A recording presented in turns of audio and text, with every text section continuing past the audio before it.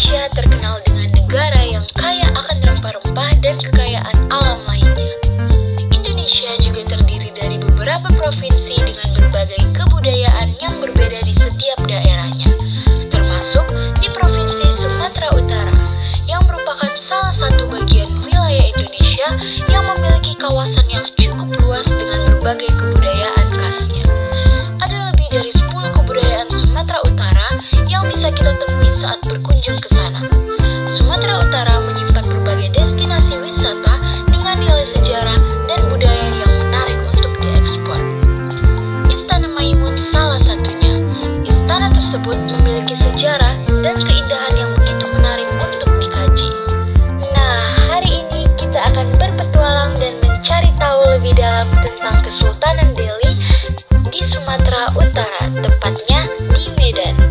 Ditemani oleh Kevin, Barry, Timothy, Christian, Chris, Agnes, Zena, Fidela, dan Pasha. Yuk ikutin episode kali ini because this is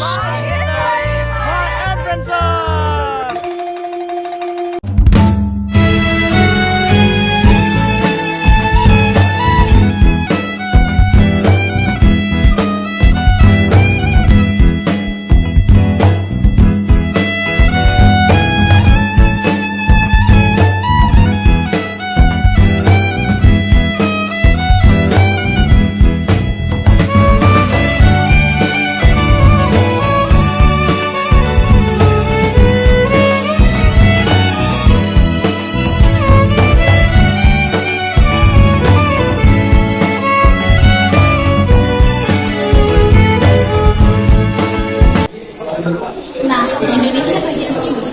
Kita mengetahui terdapat Kesultanan Negara Jepang yang memiliki Kesultanan Medan. Tidak, kita Kesultanan Negara. Indonesia bagian barat terdapat Kesultanan Aceh, Kesultanan Aceh, Kesultanan Malaka, dan tentunya Kesultanan Delhi. Nah, di bagian tengah kita bisa menemukan Kerajaan Demak, Kesultanan Bali. Masuknya agama Islam ke Nusantara secara tidak langsung membawa perubahan terhadap kehidupan politik dan sosial budaya di Nusantara. Dalam bidang politik, konsep Dewa Raja bersolat Hindu-Buddha, di mana Raja disebut titisan Dewa, atau juga disebut dengan konsep Islam Khalifah, di mana sebutan Raja diganti Sultan. Dalam bidang sosial budaya tampak dalam beberapa hal. Pertama, dikenal lagi sistem kasta. Kedua, segi bahasa di mana banyak digunakan kosakata Arab dipakai atau diserap ke dalam bahasa Melayu dan kemudian bahasa Nusantara. Dalam hal busana, ada jenis pakaian tertentu yang menunjukkan identitas Islam, seperti sarung, baju koko, kopiah, dan kerudung.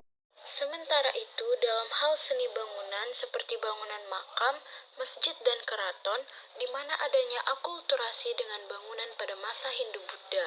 Hal itu terlihat dari hal-hal berikut. Nah, jadi atapnya adalah atap tumpang atau bertingkat yang jumlahnya itu selalu ganti. Posisi masjid agak tinggi dari permukaan tanah dan berdiri. Ada serambi yang terdapat di depan atau di samping masjid. Terdapat kolam atau parit di bagian depan atau di samping masjid yang digunakan sebagai tempat untuk mencuci kaki.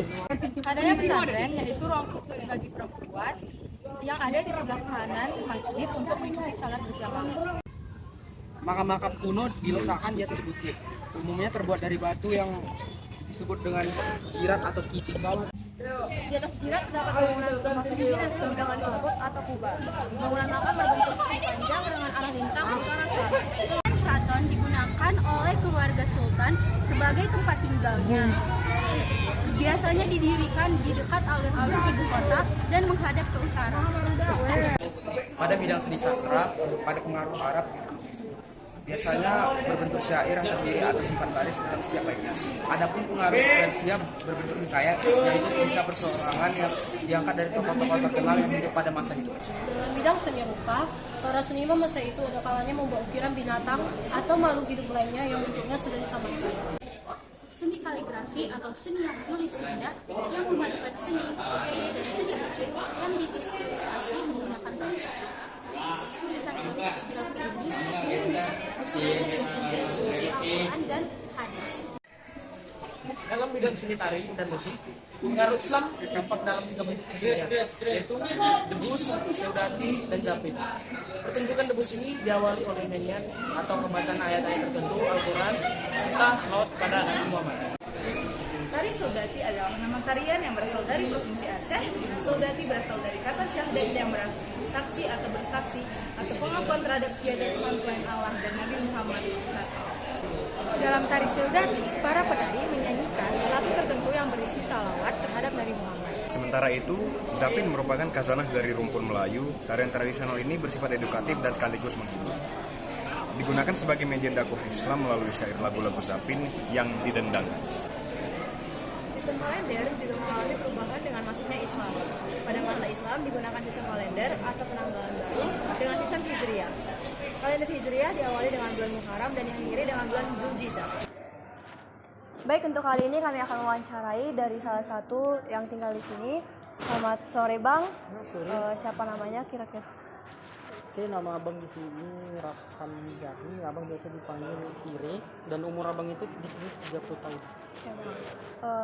Untuk kami di sini Bang, tujuannya kami ingin bertanya tentang sejarah singkat dari istana ini dan juga bagaimana kira-kira isinya secara singkat saja. Kira-kira tolong dijelaskan Bang. Oke, jadi Istana Maimun ini itu dibangun pada tanggal 26 Agustus tahun 1888 dan selesai dibangun itu tanggal 18 Mei tahun 1891. Nah, orang yang membangun Istana Maimun ini itu adalah Sultan Delhi yang ke-9 yang bernama Sultan Ma'mun Al-Rashid Perkasa Alam, putunya yang besar. Nah, jadi tujuan utama beliau itu membangun Istana Maimun adalah untuk keperluan meeting ataupun bertemu Sultan dengan pejabat pada zaman dahulu ataupun raja-raja pada zaman dahulu. Istana sebesar ini dibuat awalnya untuk meeting. Ya, awalnya itu seperti kantor kerapatan. Jadi nanti tamu itu datang dari bawah ke atas, Sultan itu menyambut di depan pintu tadi yang kalian masukin. Lalu setelah itu mereka masuk dan duduk di kursi berwarna merah itu dulu. Ngobrol sebentar, baru bergerak ke ruangan ini yang kita sebut nama ruangannya ruangan Balai Rungsri. Kalau boleh tahu Bang, itu memang kursinya memang dari awal jumlahnya hanya 4 ya Bang? Iya, karena memang khusus pejabat. Jadi pengawalnya itu di depan dulu. Nah, setelah itu Bang, untuk memang lukisan-lukisan ini itu kira-kira itu siapa aja yang bikin ya Bang? Yang bikin? Lukisan-lukisannya. Ini sebenarnya kalau lukisan yang Sultan Delhi itu dari orang Belanda. Kalau yang ini itu berasal dari Indonesia, dari Jawa. Tapi kalau yang foto-foto kecil ini itu berasal dari Belanda. Jadi Bang, itu kira-kira itu kan ada Bang kayak semacam apa ya Bang? Kaca. Enggak, itu Bang. Singgah sana. Itu kira-kira itu memang dari awal dibuat seperti itu atau ada tujuan tertentu Bang? Ya, jadi kalau singgasana itu adalah tempat duduknya sultan. Nah, tapi setiap sultan itu bentuknya berbeda-beda. Tapi ini bentuknya seperti ini itu pada saat Sultan Delhi ke-13 dan juga Sultan Delhi ke-14. Jadi bentuknya sama karena mereka anak dan ayah. Setelah nanti kan ini awalnya dibuat untuk meeting ya Bang. Setelah untuk meeting itu karena ada keperluan lain atau bagaimana Bang? Di sana ini dipakai untuk keperluan apa aja? Jadi istana ini itu dipakai untuk acara yang namanya acara nikahan, acara adat, acara keputraan, ya selebihnya acara-acara biasa. Itu seperti kira-kira penyambutan kemarin ada kerajaan Karu, kerajaan Batak. Kalau ada yang berkunjung pasti jumpanya di tengahnya dulu. Di sampai ini. Saat ini atau kira-kira sampai kapan Bang? Itu sampai pada Indonesia merdeka. Oh, oke Bang. Terima kasih banyak ya Bang atas waktunya. Sama-sama. Baik, terima kasih atas perhatiannya. Sekian dari kami. Salam Imagode.